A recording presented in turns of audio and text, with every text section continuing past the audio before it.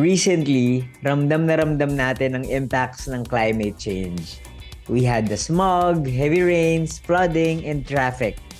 At bilang mga siklista, damang-dama natin ang problema ng environment because we are exposed sa mga bagay na to. And these environmental issues made headlines in the news. Pero alam niyo ba na aside from these issues, many other things na directly affected ang mga bikers ang gumawa ng ingay in the past few weeks? In this episode, pag-usapan natin itong mga importanteng balitang to, and I want to know if we share the same sentiments with other fellow bike commuters. This is Buji Babiera and you are listening to Tambike Session, an Anima podcast. Sa episode na to, we'll give our reactions to this recent news that made great impact to the cycling community. We've got 4 news to cover in this conversation at kasama ko ang dalawang bike commuters na for sure madaming mabibigay sa ating insights and opinions. Hi Anika and Zion, welcome to Tambike Session. Hello, Hello. hello. Nice to be here. Kamusta? Nakasama ko sila last Sunday. Nakita ko sila na nagbabike sa Ayala Avenue. So, I thought, why not sila na yung guest ko dito sa Tambike Session? And because they are bike commuters then, so they definitely know how it feels and how it is on the road. Especially ngayon na I would say medyo mahirap. Mas mahirap mamisikleta ngayon compared to 2 years ago, 3 years ago. Anika, Zion, kamusta ba yung biking experiences nyo recently? Actually, a lot this week because of work. So prior to yesterday na nakita tayo, I also bike to work Saturday, Friday, Thursday. I also had to step out of the house on Tuesday. It's been a bit tougher, especially with the smog incident, to bike even short distances because yung fog, although sanay naman ako mabugahan ng tambucho sa mukha, yung vision din kasi parang medyo impaired. Everything was kind of like hazy. Tapos mas yung smell and mas yung feel of toxicity sa face eh. Yun yung napansin kong difference. Akala ko malabo lang yung mata ko or mas pinakita ko na news, ay shit, may blanket of ano nga sa metro. Of usok. Yan. Tama. Maganda yan. And we will deal more about it later. Ikaw naman, Zion, kamusta ang pamimisikleta mo recently? Ako naman, kasi I'm from the south. So, sa Parañaque. And my rides there, parang napansin ko, sobrang traffic na lately. As in, siksika na talaga sa kalsada. So, ang hirap na, like, compared to before, kahit may bike lane, puno na rin ng motor. So, mahirap magpasikot-sikot dun sa road. And then, like what Annika mentioned, since a lot of my bike rides now, medyo short distance siya, no? Napansin ko, parang dati kasi, pag naglo-long ride ako, yun lang yung time na parang umiitim yung kulangot ko pag nagbabike. Like, Ganda. that's when I get grimy. Yeah, that's when I get grimy. Ngayon, kahit short distance lang, for example, like 1 or 2 kilometers. Next thing I know, parang ang dumi na ng shirt ko, parang puro itim na yung kulangot ko. And then, when I wipe my face, puro itim. So, medyo kind of toxic to bike now. Pero wala. Ramdam na ramdam talaga. Ako din actually, na-feel ko yung dungis ng kalsada. Mas na-feel ko yung dungis ng kalsada compared before. Dati kasi yung rides ko, minimum 10 kilometers. When I moved to a different city, kung saan mas accessible yung mga lugar na pinupuntahan ko, mas kumonte, 2 kilometers. Pero feeling ko, mas grabe yung dumi at dungis na nakokolekta ko everyday compared nung nagbabike ako ng mga 20 kilometers during the height of the pandemic. Ibang klase talaga. And I'm pretty sure Anika and Zion, sobrang familiar din kayo with the other news kung saan affected ang mga cyclists. At yun talaga yung pag-uusapan natin in this episode of our podcast. So, meron tayong 4 na issues. At ang unang issue natin ay ang walang katapusang Ayala Avenue na laging gumagawa ng ingay. I think kung merong may kalsadang magde-define ng 2023 para sa mga active transport, I think Ayala yung isa sa mga papatok doon na gumawa talaga ng ingay, yumanig sa mga issues ng active transport. So recently, sinarado ng Ayala Avenue yung kalsada nila sa mga motorist from 6 a.m. to 10 a.m. every Sunday of September. Then eventually, ginawa na nilang until December. Tapos a few days ago, they also said na ibabalik nila sa 3 meters yung width ng bike lanes as part of their feasibility study. Pero, from October 2 to 9 lang yon. Ano yung tingin nyo sa mga nangyayari sa Ayala Avenue ngayon? Yeah, I agree with what you said. No? Parang ang daming ganap sa Ayala Ave this year. It's very different compared to the previous years na medyo makapal yung bike lane. Before kasi parang super safe ako. I felt safe biking there. Medyo makapal pa, and then parang yung turns din, parang very good placement ng bollards before. Pero now, syempre, with the controversies, yung previous months, yung tinanggal yung bike lanes, tas yung parang shared lanes, I think that's what made it kind of unsafe for the cyclists now. But I think now it's nice to know na parang effective yung lobby ng active transport advocates online. I've been aware of maraming I think ikaw, Lester, I think you played a big part din there, helping all the posts go viral. So ayun, parang thanks for that as from the Salamat. bike commuter community. And ayun, I think it's a good start, a good fresh start for Ayala and Masaya or whoever's in charge of Ayala. What can you say about the Sunday biking? Sunday morning biking doon? Happy ka ba doon? 6 a.m. to 10 a.m. every Sunday? So ayun, parang first time ko last Sunday. Mm. Inulan kami a couple times before we got there. Pero when we got there, parang naging sulit na yung pag stop and go namin every 5 minutes na magpapatila. Parang sulit na when we got there kasi parang it was quiet, the whole stretch of the road was quiet. For the Tas puro first time, no? bikers. Naging Oo, tahimik ang ang saya. Ayala Avenue. Parang mga rallies before. So parang ang saya ng spirit of the people. Tas me and my friend, I was with my friend, si Botan. Nakita pa namin si Ian Howe na dumaan. Ang laki-laki ng following ni Ian Howe. So Yeah. parang lahat sila masasaya lang. Then Yeah. it was a good time. He brought a good crowd. Sobrang big crowd yung na-bring niya last Sunday. Grabe, ni Ian Howe. Yeah, me and Annika actually I think we met sa Emerald before. Like we're dun sa mga bike lessons nila na I was able to join. And parang I see something like that happening din sa Ayala. Hopefully in the near future. Kasi parang it's a good reception of the community. Hopefully we can build up on that. Yeah. Tama, no? Good reception. And parang ang laki-laki ng space, ang dami-dami pang pwedeng mangyari. Pwede pang talagang magkaroon ng bike lessons doon. Wow! So first time mo last Sunday. Ayan si Aniko, Yeah. first time din niya last Sunday. Oo, Kamusta ang experience and what do you think about all of this? as someone who was part of the protests for the bike lanes to stay, I couldn't help but of course roll my eyes the first time I heard about it. Na parang what? Car free Ayala for real? Now you're gonna do that after all the stress you put us through to try to remove the bike lanes. That's a knee-jerk reaction as someone who has been in this advocacy for a very long time. Couldn't help but think if it's some type of pabango scheme. But at the same time, it's still progress. I'll take it. Even if I know there's like an ounce of probably trying to, test out waters and see some type of marketing thing. You know how you can kind of sense if you're not sure if they're sincere. But I'll still take it.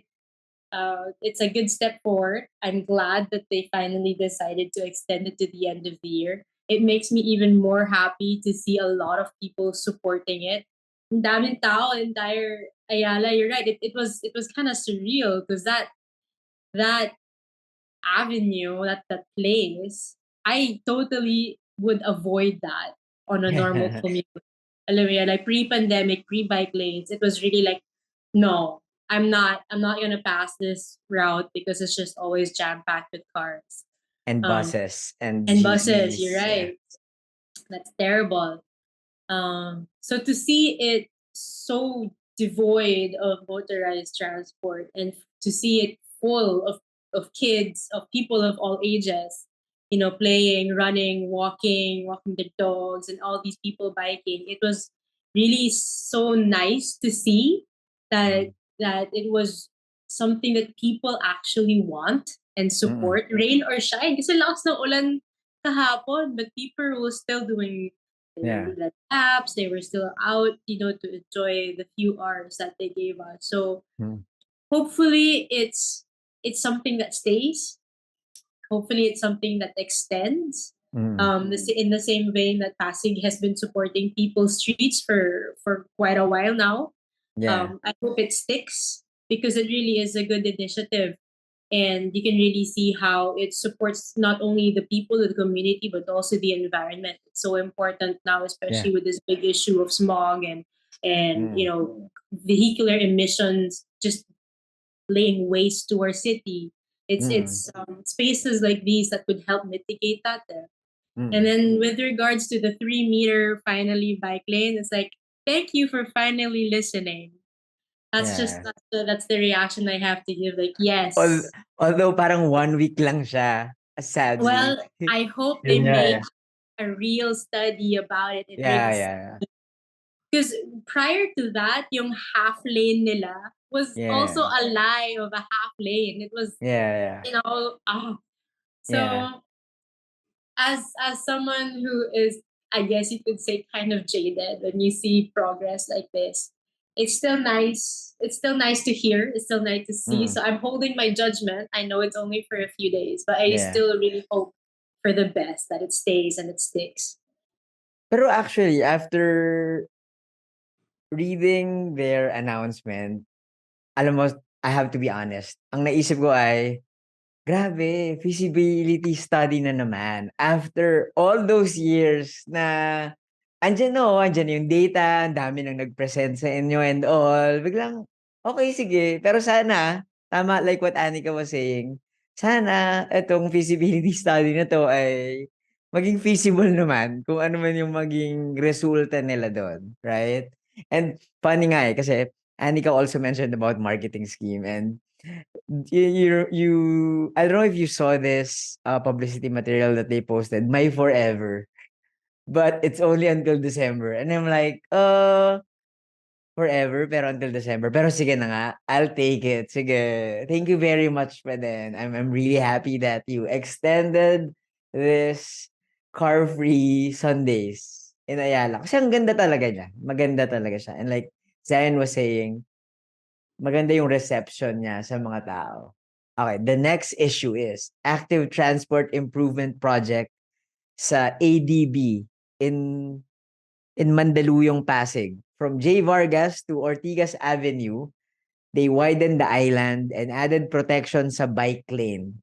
From two and a half lanes for motorized vehicles, naging 2 lanes na lang.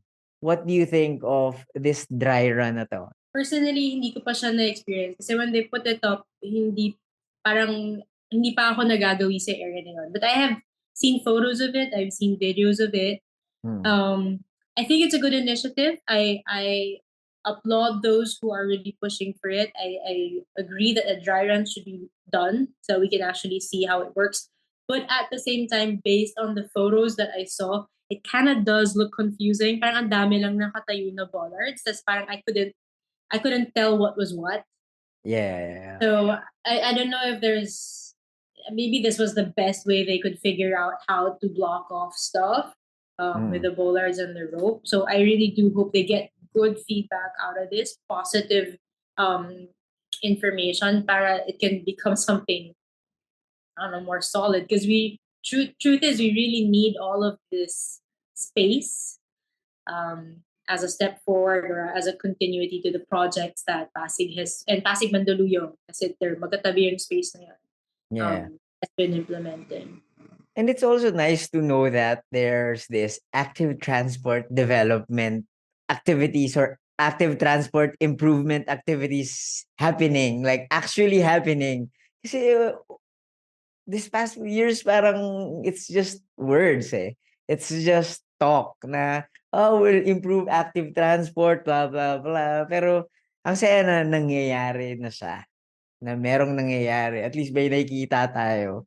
What's your thoughts? Ayun. I agree nga with sa sinabi niyo na after so long, there's some improvement na rin that's coming from the active transport. I think a lot of the credit is also to be given to the active transport team ng DOTR. They've been Yes. innovating, looking for ways to innovate and improve our infrastructure for bikes. And I think it's also more important than or to put emphasis on the importance to push for a budget for the active transport project of the government. Tama, So tama. and then on the ADB bike lanes naman, I think something to a different perspective din siguro. More not just for the bikers, but I think because my office kasi is just in front of Podium. So Yeah. Discovery Suites yung office ko. So every day I pass through that stretch. And then ang napansin ko, naging traffic calming tool din siya. So the cars that pass by are more careful, I guess. Slower. Mm. Kasi ang And dami na parang, aksidente dyan. yan, isa pa yan. I think it was this Feb or Yeah. March ata yun. One of our colleagues sa work was tragically parang nasagasaan siya ng motor na really speeding a motorcycle, and then Oh my unfortunately God. she passed away. So I think parang it's really needed here dun sa ADB parang traffic calming, also parang to give awareness din that accidents happened in there, and Oh my God. parang kailangan pahalagaan yung safety din ng pedestrians and cyclists alike. Because, ayun, hindi naman biro yun. Like, Yeah. It's a isang flash life. ng ganun. It's a life. Parang, you go to work and you don't expect something like that to happen to your loved ones. So, I think it's a good initiative. And hopefully, parang hindi lang sa ADB. That's my wish. Hopefully, it extends to more places. Yeah. Have more pilots in other cities and na yun medyo malala yung traffic. Grabe ang gandang insight nun kasi parang people think na yung bike lanes hindi daw ginagamit, wala namang silbi kasi wala naman silang nakikitang siklista. Well, marami pang other reasons about it kasi probably naunahan na kayo nung biker. Pero magandang reason din na it's also a traffic calming measure para mag-slow down yung mga motorista dun sa kalsada na yun. Oh, it's so sad to hear about what happened to your colleague. Pero, yeah, sana wala Oo nga. wala nang buhay na mawala because of our bad roads. And yeah, going back to the issue, sana nga tama. Magtuloy-tuloy 'to at ma-extend sa other places in our cities, not just in Metro Manila, but also in other cities sa buong Pilipinas. I mean, it just to show how important infrastructure plays in the behavior of road users. It's Yeah. important that there's ample space for pedestrians. Kasi bakit ba may taong naglalakad sa kalsada? It just only means walang sidewalk na matino, walang sidewalk na maayos.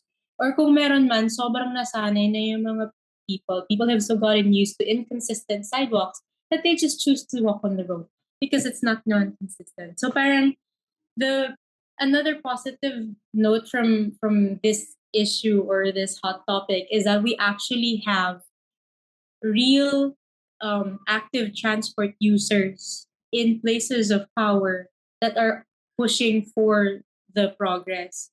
Kasi iba, it's different to have an active transport office being led by someone who doesn't practice it. Correct. So it's nice to know that we have real active transport users in an active transport office working for these projects.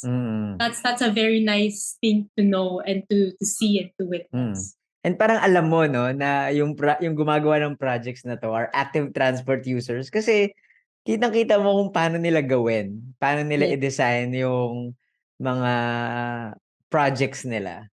Yeah. Parang nakita ko talaga parang I think umabot sila ata mga 3 or 4 AM putting the bollards itself. So it's nice to know na parang the same people passionate about uh, active transport, road safety are the ones implementing.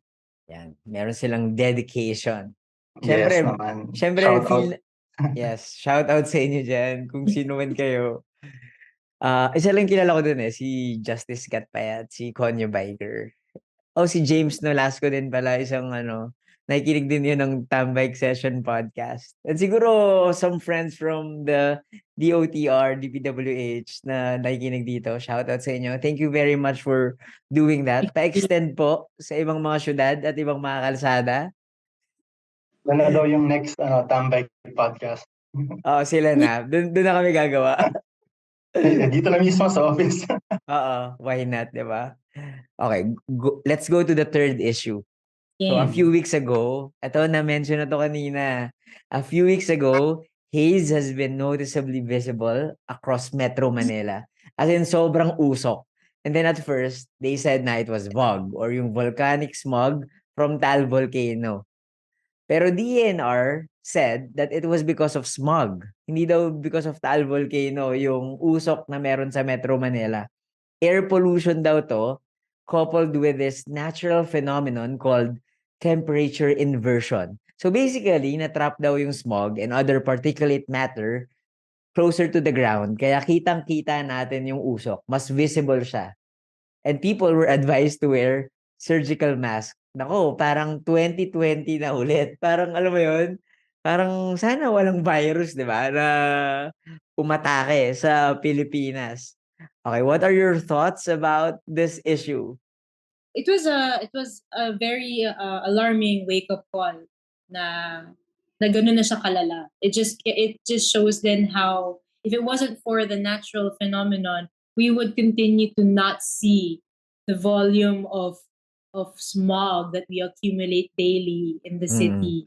Correct. So I think it's a very good wake up call to people, to businesses, to road users, to the entire metro na parang wait lang, we are actually producing something that is toxic to ourselves.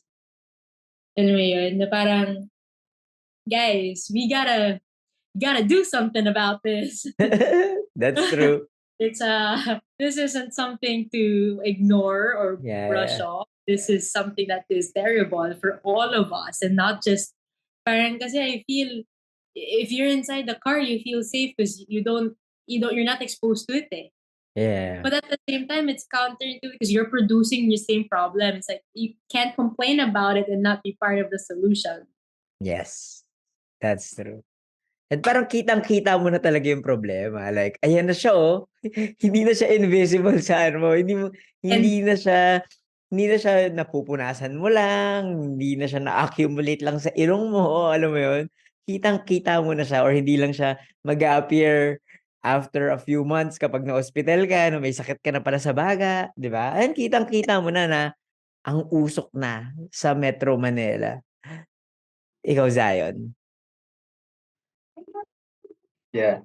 Actually, ako when I first saw the news, I was at work ata. Parang, alam kong parang masama, bad news siya.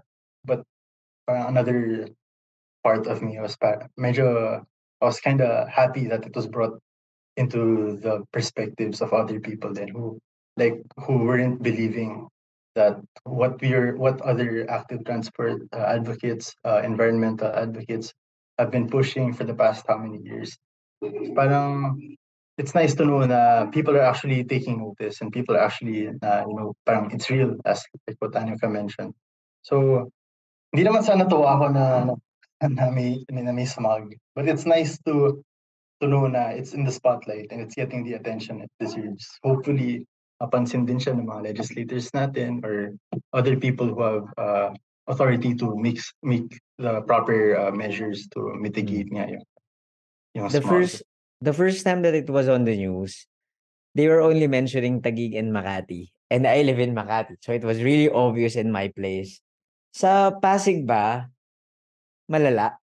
Well, malapit lang naman. Medyo magkalapit lang naman ng Pasig at Taguig. I mean, I work in Pasig. I live in Taguig. Well, you live in Taguig. Oo nga I live in pala. Taguig. and I passed through Pateros to get home, so it was like the big three cities that were being hit the worst with the smog. So when I ride to work, I go through BGC kasi. And from afar, you can already see like this dark cloud. Akala ko nga ulan. I thought I'd be riding into rain. Yeah, But yeah, yeah. like the closer I get, so parang wala naman. So ano yung dark cloud na nakikita kong nag-shroud sa mga buildings? Apocalypse. Charot. It was really bizarre kasi parang it really looked like strong rain from Yeah, afar. So when you pass through BGC, kita mo yung kabilang side ng bridging Ortigas area, you can see the buildings. And it was really shrouded in this dark gray smog. Like message pa nga ako kasi I didn't know the news back then. I was like, is it raining there? Message my boss, it's raining there because it looks like it's rained. Wala. Then on my way home naman, I passed through Pateros. Kala mo nasa Baguio ka or Tagaytay na gabi na alam mo yung street lamps talagang may fuzz.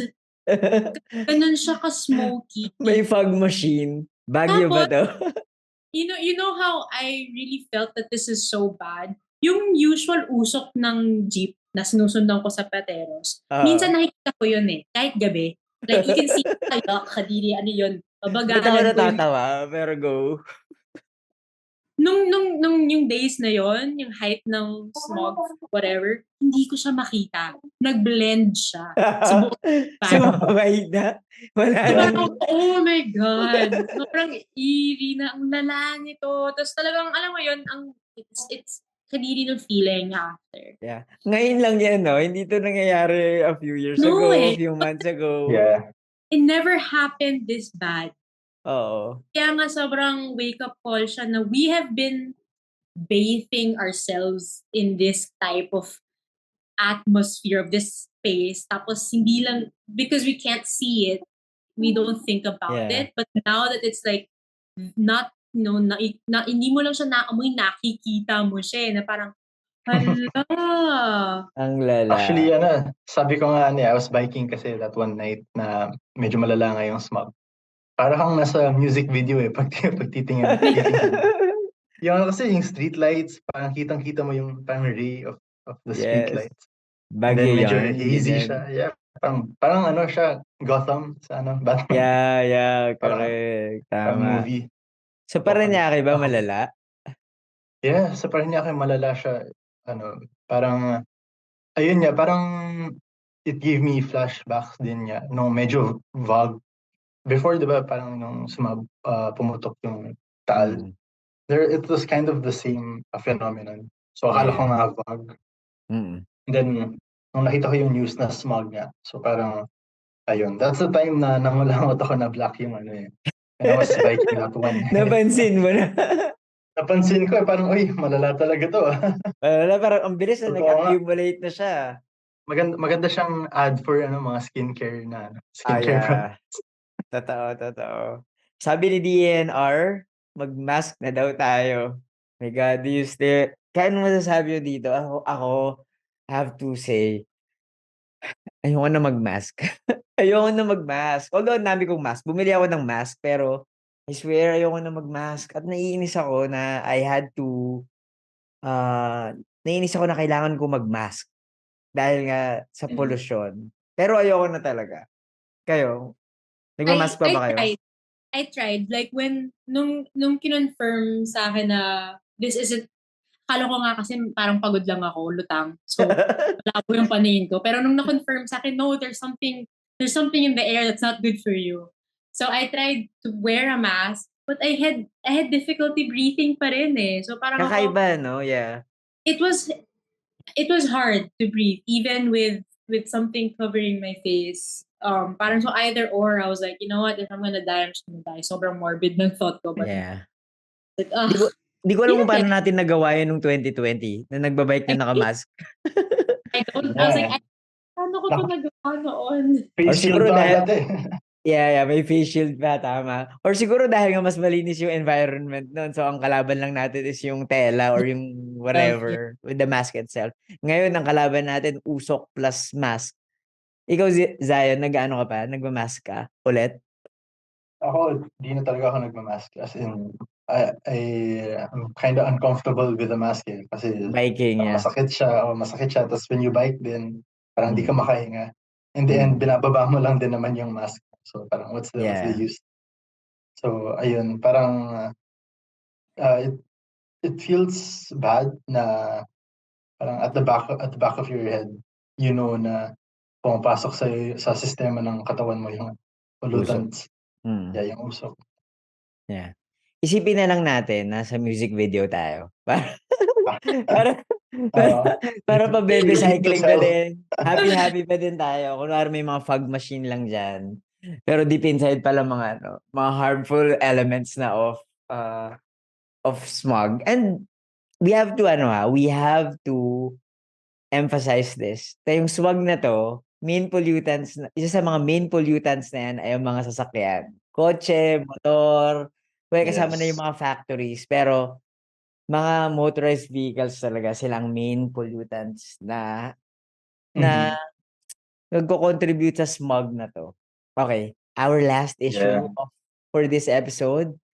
It's been raining in Manila. Well, it's true. It's always raining in Manila. Ang hirap mag-bike, I have to admit, at ang hirap kumilos in general. Maglakad, mag-commute. And one of the most difficult things that's happening now is flooding. Alam mo, ang hirap mag-bike sa baha. Ang hirap-hirap mag-bike sa baha. Na-experience ko na yung baha na mababa. And na-experience ko na rin yung baha na abot bewang. Na hindi mo na talaga yun mababike. Na-experience ko yun sa Valenzuela eh. So, what can you say about flooding in Metro Manila? For me, I think pag may nakita kong flood, my primary thought is diretso lang. Parang sige, lusong lang. Nakabike ka naman eh. Like hindi naman masisira bike mo.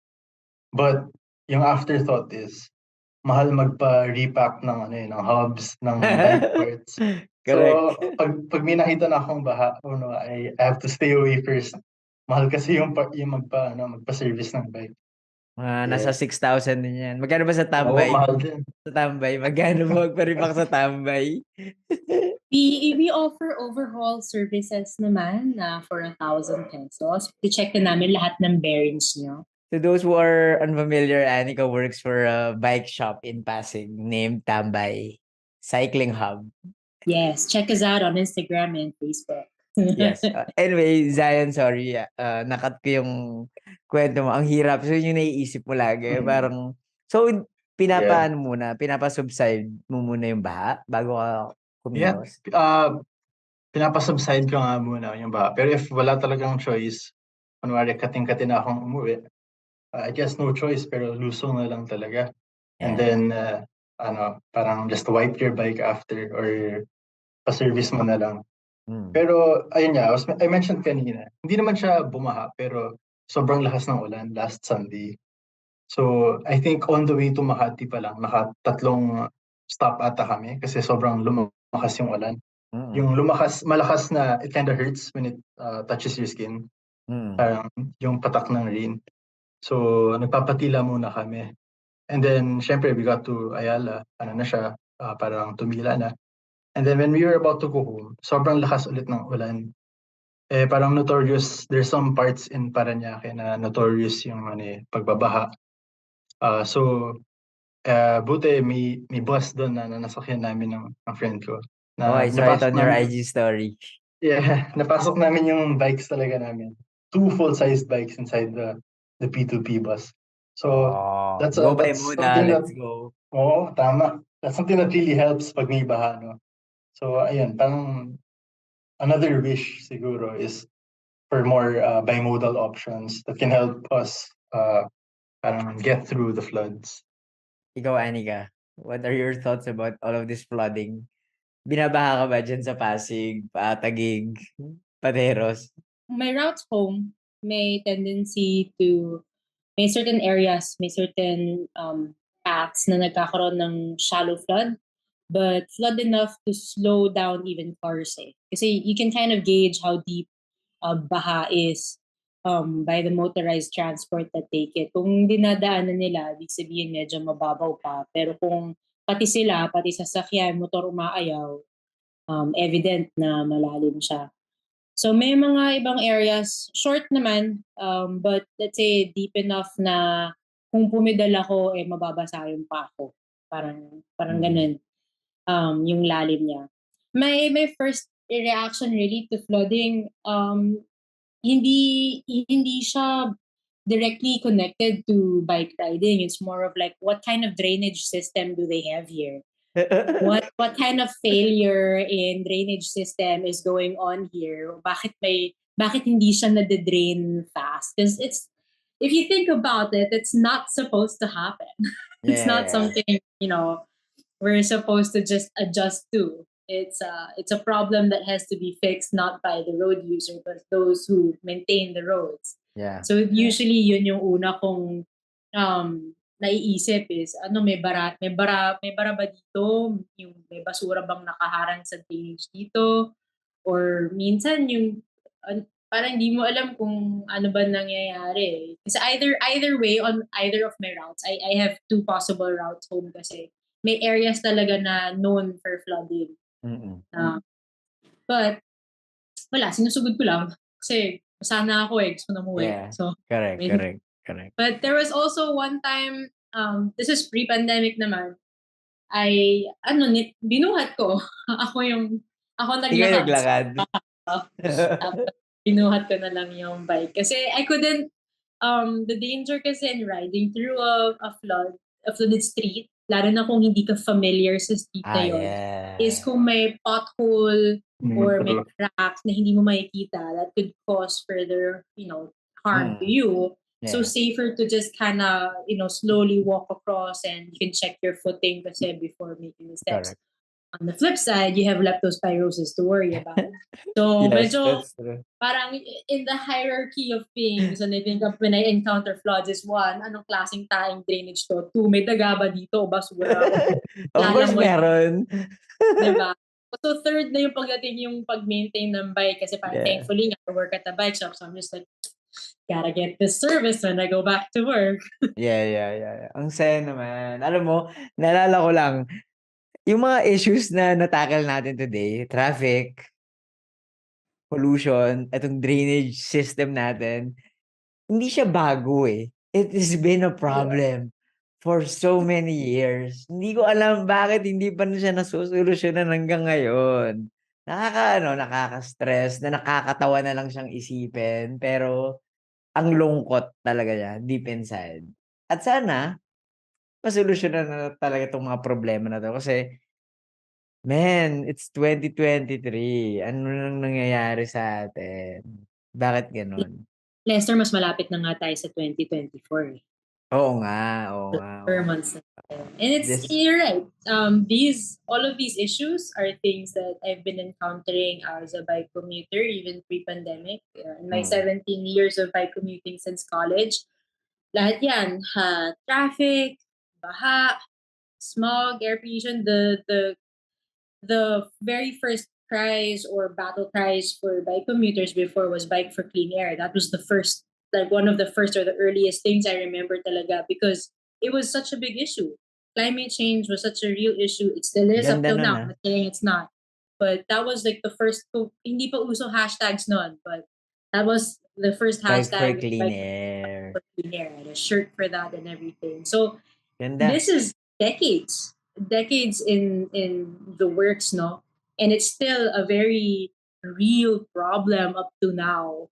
Na I'm glad that the generation, our generation, is actually stepping up, and even younger generations are stepping up and actually seeing how important it is to really champion alternative modes of transportation, active transportation, and the importance of actually speaking up, mag-ingay, mag-demand ng mga dapat. Because you can't fault those who just say, ay, o nga, traffic eh. Pero, baha, o nga. Shucks, may smog. Wow, naman tayo sinibasta. But what are we doing to solve these problems, diba? So you really have to applaud those who are actually taking the steps to lobby for much needed change, because where does change start? It starts by getting the attention of businesses, of big business holders or corporations who actually can play a role in mitigating these problems. It's for fighting for the budget for active transport, or for actually reminding the government that, hey, you have a duty to combat the issue of climate change. Yes. You know, so Yeah. you really have to give it to these people who are tirelessly working to remind those in power that this is something we really all have to address. Go, shout And out it's sa mga may ingay dyan. no, thank you for speaking up. You know, thank you for being our voice. Thank you for really being able to communicate, because not everybody can do that. You know, it's Yes, easy that's to true. complain, but not everybody can Mm. communicate and really articulately describe what we need. Oo Anyway, nga eh. Ganda, to really ganda. say, no, that these are the studies. Ito yung research namin. This is what should be provided.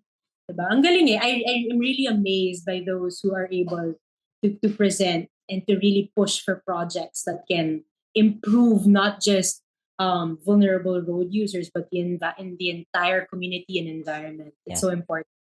Amazed na amazed din ako sa mga ganyang klaseng tao. Sa mga, those who can. Kaya nila. Galing, galing. Ikaw, Ako Zion. naman, I think I'll speak for those who are on the more quiet side, I guess. I think hindi naman, you don't always have to parang protest or ano. I think the mere act of just continuing to bike despite all the conditions, that's enough. Parang siyang advocacy by example. Or Mhm. it's nice to know parang you, by just continuing to bike through the smog, the traffic, the baha, parang that's your way of showing other people possible pala siya. And ayun, parang it's worth paying attention to, worth improving in the future, so that more other people can join and be part. No, I agree. It really takes a group effort. Eh. You have those who can speak, and you have those who lead by example. Mm. Personally, I also don't like being in the forefront. Eh. Hindi ako frontliner type of person. Hindi rin ako Same.